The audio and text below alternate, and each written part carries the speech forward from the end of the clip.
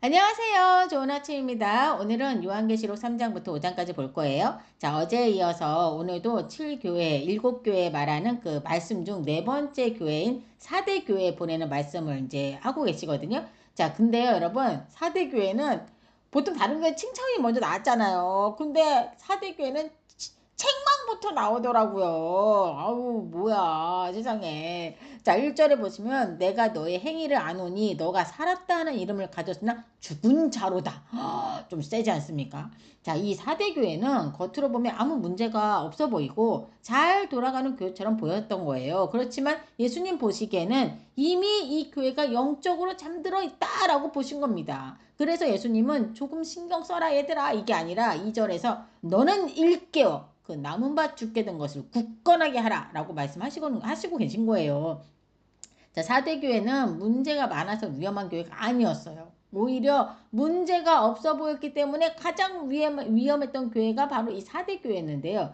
여러분 아시지만 병이 걸리면 증상이 있어야 빨리 손이라도 쓸 수 있잖아요. 근데 증상이 안 나타나면 괜찮은 줄 알고 지내잖아요. 그러다가 막판에 그 증상이 나왔을 땐 이미 손을 쓸 수 없는 상태가 되지 않습니까? 자, 그래서 지금 가장 위험한 교회기도 했던 게 바로 이 4대 교회였던 거예요. 예.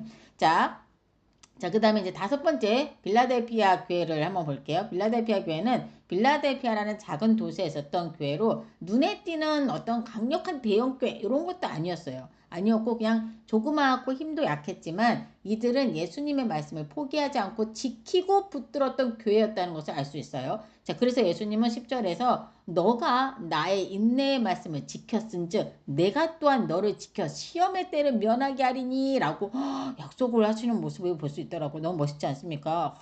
네가 나를 지켰은즉 나도 너를 지키겠다.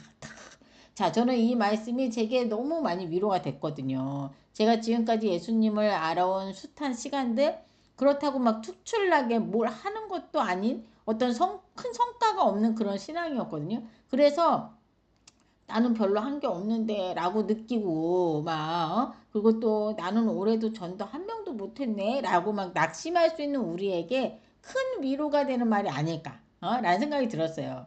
자, 이들이 눈에 띄게 한 건 없었지만 가장 기본적인 하나님의 말씀을 지키고 붙잡았다는 거 이거는 우리가 좀 배워야 하지 않을까라는 생각도 들었습니다. 자, 마지막으로 라오디게아 교회를 볼 건데요.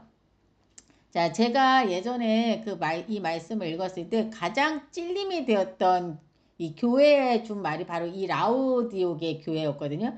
자, 이게 이 하나님께서 저에게 하시는 말씀 같다라는 생각이 좀 많이 들었었어요. 그래서 제가 이 교회를 아주 잘 기억하고 있답니다. 예. 자, 15절에 내가 너의 행위를 아노니. 여러분 보시면 계속 행위를 아노니라고 말씀하시죠.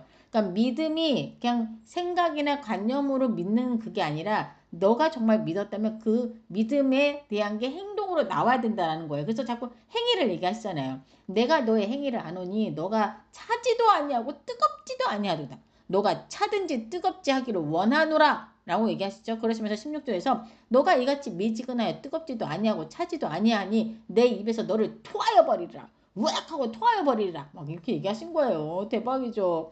이 라오디게아 교회는 자신들은 부유하고 부족한 것이 없다고 생각했었나 봐요. 그런데 예수님은 완전 반대로 평가를 하시는데요. 너의 공고한 것과 가련한 것과 가난한 것과 눈 먼 것과 벌거벗은 것을 알지 못하는도다 라고 말씀하지 않습니까? 자, 이 라오디게아 교회는요, 상업과 금융의 중심지였거든요. 그러니까 검은 양모 산업이 잘 발달된 그래서 고급 의류가 유명했던 도시였고 또 의학이 발달되어서 안약이 생산이 되었던 도시였다고 하더라고요. 그래서 예수님은 18절과 같은 말씀을 하고 계셨던 거예요. 그러니까 비유로 다 얘기를 하시는 거예요. 18절에서 예수님은 진짜 금이 아니라 불로 연단된 금, 즉 순수한 믿음을 사서 너희를 부유하게 해봐라. 너네가 금은이 많지, 금과 은이 많지. 나는 너희가 진짜 금이 아니라 불로 연단된 금, 즉 순수한 믿음을 사서 너희를 부유하게 해봐라. 그리고 너희가 유행하고 부의 상징 그 검은 양모의 옷이 아니라 죄와 허물을 덮을 수 있는 흰 옷을 내게서 얻어서 입어라 라고 얘기하는 거예요. 그리고 너희의 그 자랑인 의학기술 안약으로 너희의 육체의 눈은 보게 할 수 있을지 모르지만 하나님의 말씀으로 진짜 영의 눈이 밝아지길 원하는 마음에서 이걸 의도적으로 영적 비유로 이제 말씀하고 계셨던 거예요. 그러면서 20절에 내가 문 밖에 서서 두드리노니 누구든지 내 음성을 듣고 문을 열면 내가 그에게로 들어가 그와 더불어 함께 먹고 그는 나와 더불어 먹으리라 라고 말씀하고 계시거든요. 지금 여러분 보시면요. 이 교회의 주인인 예수님이 지금 교회 안에 계신 게 아닌 거예요. 예? 교회 밖에 계셨음을 보여주고 계신 거예요. 예? 지금 그래서 예수님은 다시 그들을 초청하고 계신 겁니다. 어찌 보면 일곱 교회 중에서 가장 큰 질책을 받은 교회가 바로 이 라오디오게 교회가 아니었나. 칭찬만 받았던 두 교회도 있었죠. 어디죠? 어머나 이 교회가 아니라 어디? 서머나 교회 그리고 빌라델피아 교회가 칭찬만 받은 교회거든요. 거기에 비해 라오디오게는 너무 좀 야단을 많이 맞은 그런 교회였던 것 같아요. 자, 우리가 일곱 교회에 말씀하시면 예수님의 말씀 보았는데요. 이거는 지금의 우리에게도 정확하게 적용되는 말씀이라는 것을 여러분 기억하시면 좋겠어요. 그때 그 교회한테 한 얘기가 아니에요. 지금 우리에게 하는 얘기라고 생각하시고 이 교회에게 하신 말씀들 잘 새겨 들으셨으면 좋겠습니다. 자, 이제 4장으로 넘어가 볼게요. 4장은 앞에 나온 일곱 교회의 이야기가 끝나고 갑자기 이제 시선이 하늘로 올라가는 장면이거든요. 그러니까 지금 교회는 흔들리고 있고 성도들은 박해를 받고 있고 세상은 혼란스러운데 지금 하늘은 어떤 상태인가? 그걸 보여주는 게 바로 4장인 거예요. 자, 1절에 이 일 후에 내가 보니 하늘에 열린 문이 있는데 내가 들은 바 처음에 내게 말하던 나팔 소리 같은 그 음성이 이르되 이리로 올라오라. 이후에 내가 반드시 일어날 일들은 내가 너에게 보이리라 하시리라 라고 적혀 있죠. 자, 지금 요한은 하늘에 열린 문을 통해서 하나님의 보좌를 보게 된 거예요. 자, 보세요. 여러분, 하늘의 중심에는 뭐가 있습니까? 세상의 혼란도, 전쟁도, 재앙도 아닌 바로 하나님의 보좌가 있는 거예요. 자, 세상은 흔들리는 것처럼 보여도 통치의 자리는 전혀 비어있지 않고 하나님께서 탁 하고 자리하고 계시다는 걸 보여주고 있는 겁니다. 자, 요한은 보좌에 앉으신 우리의 하나님을 보게 되는데요. 그분의 모양은 여러 아름다운 보석들 갖고 또 무지개가 있어서 하나님의 보좌를 둘렀다고 써 있어요. 그리고 그 보좌 주위에는 24장로가 있다고 말하는데 이거는 진짜 24명이라는 게 아니라 하나님의 구원받은 백성 전체를 대표하는 존재라고 보는 견해가 많습니다. 자, 그래서 이 숫자의 의미는 뭐냐면 구약의 12지파, 그렇죠? 그리고 신약의 12지파는 뭐 이스라엘 12지파, 그리고 신약의 12명의 사도, 예수님의 사도, 제자들, 즉 예수님을 믿는 백성 전체를 상징하는 숫자라고 보시면 되는 거예요. 자, 이들이 흰 옷을 입고 머리에는 금 면류관을 쓰고 있더라지 않습니까? 자, 그리고 보좌 주위에 4개의 생물이 있어요. 근데 이게 되게 좀 무서워요. 예, 앞뒤에 눈들이 가득하고 첫째는 사자 같고 여기 보세요. 사자 같고요. 사자다라고 얘기하잖아요. 사자 같고 둘째는 송아지 같고 셋째는 사람 얼굴 같고 넷째는 독수리 같은데 날개는 6개래요.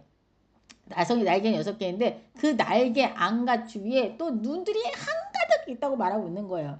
자칫 상상만 하면은 정말 막 징그럽고 막 굉장히 아름답지 않은 막 개상한 모습 같지 않습니까? 자, 무섭기까지 할 것 같은데요. 여기서 자세히 보시면 사자 같고 날아가는 독수리 같은데 라고 써있지 사자다 송아지다 이렇게 표현한 건 아닙니다, 여러분. 그러니까 지금 환상을 보고 있는 거예요. 자, 그런 것 같다라고 요한은 말하고 있는 거예요. 자, 한편에서는 사자는 힘과 권능을 상징하고요. 송아지는 섬김과 순종, 그리고 사람은 지성과 인격, 독수리는 높음과 초월을 상징한다고 합니다. 그래서 즉 이 말은 온 피조 세계가 하나님의 영광을 증언하고 있다라는 그 상징으로 보기도 한다고 하더라고요. 자, 그리고 이들이 밤낮 쉬지 않고 외치는 말을 보세요. 8절에 거룩하다 거룩하다 거룩하다 주 하나님 곧 전능하시니요 전에도 계셨고 이제도 계시고 장차 오실이시라 라고 외치지 않습니까? 자, 이들은 무서운 존재들이 아니라 쉼없이 하나님을 찬양하는 존재들인 거예요. 자, 9절에 써있죠? 그 생물들이 보좌에 앉으신 세세토록 살아계신 이에게 영광과 존귀와 감사를 돌릴 때에 이 24장로들도 그 보좌에 앉으신 이에게 경배하고 자기의 면류관을 보좌 앞에 내려놓고 우리 주 하나님이여 영광과 존귀와 권능을 받으시는 것이 합당하오니 주께서 만물을 지으신지라 만물이 주의 뜻대로 있었고 또 지으심을 받았나이다 라고 찬양하는 모습을 보여주고 있는 거예요. 자, 이들은 자신들의 그 면류관이 자신들의 힘으로 받은 것이 아니라는 것을 너무 잘 알고 있었던 거예요. 그래서 우리가 가진 모든 영광과 상급도 결국 하나님께서 주신 것을 인정하기에 자기 면류관을 하나님 앞에 내려놓고 예배드릴 수밖에 없었던 거죠. 자, 이 모습을 우리가 기억했으면 좋겠습니다, 여러분. 자, 이제 5장으로 넘어가 볼게요. 자, 조금 전 4장에 어떻게 끝났죠? 그 하늘 보좌에 하나님이 앉아 계시고 모든 피조물이 하나님을 예배했잖아요. 자, 그럼 이제 자연스럽게 이런 질문이 생기는 거예요. 이제 하나님이 세상의 역사와 고난을 어떻게 해결하실 것인가? 하나님이 이제 왕으로서 보좌에 앉아 계시잖아요. 자, 그 질문에 대한 답이 바로 5장이라고 보시면 되는 거예요. 자, 5장에서 요한은 하나님 손에 들려있는 두루마리를 하나 봅니다. 이 두루마리는 7인으로 완전히 봉인돼 있대요. 근데 이때 한 천사가 큰 소리를 힘을 줘서 누가 그 두루마리를 펴며 그 인을 떼기에 합당하냐 라고 외쳤다는 거예요. 자, 하늘 위에나 땅 위에나 땅 아래 능히 그 두루마리를 펴거나 보거나 할 자가 없다라고 써 있거든요. 왜요? 하나님 손에 들려있는 이 두루마리를 뗄 수 있는 사람, 진짜 흠이 없는 의로운 사람만이 이걸 능히 뗄 수 있기 때문인 거죠. 자, 요한도 그래서 막 두리번 막 둘러보는 거예요. 근데 아무도 없는 걸 보고는 크게 소리내서 안타까워서 막 엉엉 울어버린 거예요. 요한이 왜 울었습니까, 여러분? 지금 상황은 고난의 상황이지 않습니까? 요한에게 있어서. 만약 이 두루마리가 열리지 않으면 이 세상의 고난은 끝나지 않고 하나님의 계획도 실행되지 않는 거 아니냐. 이걸 열 자격을 가진 자가 없다라는 이 사실이 요한에게는 절망과도 같았던 거예요. 그래서 요한이 저렇게 크게 울 수밖에 없었던 거죠.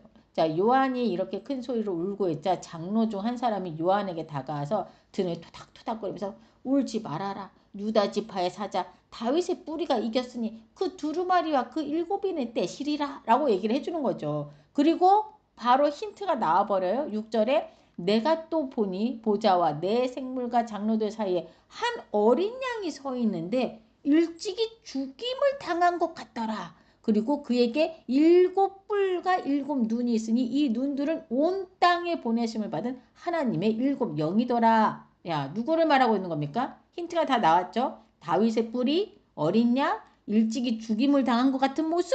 예, 바로 우리 주 예수 그리스도를 말하는 겁니다.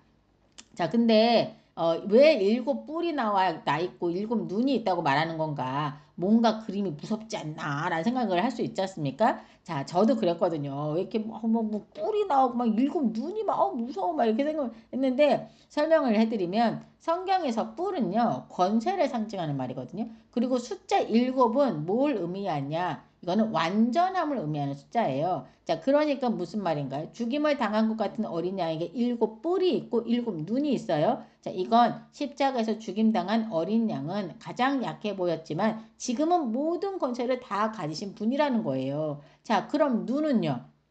아까 7영이라고도 설명되어 있었듯이 온 땅을 다 보고 계시는 그 하나님의 완전한 임재와 통찰을 의미하는 말인 겁니다. 즉 어린 양은 완전한 권세를 가지고 계시고 완전한 통찰로 다스리시는 분이시라는 거예요. 그분만이 이 두루마리를 열 자격이 있다는 거죠. 자, 이 어린 양이 하나님의 손에서 두루마리를 취하자 내 생물과 24장로들이 그 어린 양 앞에 엎드려서 각각 검은 거와 향이 가득한 금 대접을 가졌는데 이 향이 바로 성도의 기도라고 말하고 있더라고요. 자, 여러분, 그러니까 우리들이 한 모든 기도가 하나도 땅에 떨어지지 않고 지금 어디에 있습니까? 예, 다 예수님 앞에 다 드려주고 있다는 걸 잊으시면 안 됩니다, 여러분. 자, 4장에서는 창조주 하나님께 예배하는 모습이 나왔다면 5장에서는 구속주이신 어린 양을 예배하는 그 모습을 보여주고 있거든요. 12절에 죽임을 당하신 어린 양은 능력과 부와 지혜와 힘과 존귀와 영광과 찬송을 받으시기에 합당하도다라고 모든 생물과 장로들과 둘러선 많은 천사들이 찬양하고 있는 모습으로 지금 마무리가 되고 있는 거예요. 자, 어때요? 무섭나요, 여러분? 승리하신 우리 예수님의 모습이 보여주고 있죠. 내일은 또 말도 많고 탈도 많은 막 일곱인 그리고 막 14만 4천 명 등의 막 내용이 나오거든요. 내일도 기대하는 마음으로 함께 보면 좋을 것 같아요. 자, 이 시간 함께 기도하고 마무리하겠습니다. 보좌에 앉으신 하나님 감사합니다. 오늘 일곱 교회 주신 말씀들도 다 보았고 하늘 보좌 위에 앉아 계신 하나님과 우리 주 예수 그리스도의 십자가의 승리까지 다 보여주시며 감사를 드립니다. 세상은 혼란스럽고 고난 가운데 있지만 지금 요한을 통해서 보여주신 하늘 보좌에 앉아 계신 참 통치자를 뵙게 하시며 감사드리며 우리가 이 세상에서 어떻게 살아야 할지 무엇을 붙잡고 살아야 할지 확신을 가지게 하시며 감사를 드립니다. 우리의 작은 믿음이지만 그래도 끝까지 말씀을 읽고 듣고 지켜서 칭찬받는 주의 자녀들이 되길 원합니다. 말뿐인 믿음이 아닌 행함이 있는 믿음을 가지고 사랑을 실천하며 살아가는 저희가 되길 원하며 저희에게 힘 주실 줄 믿고 이 모든 말씀 우리 주 예수 그리스도 이름으로 기도드립니다. 아멘.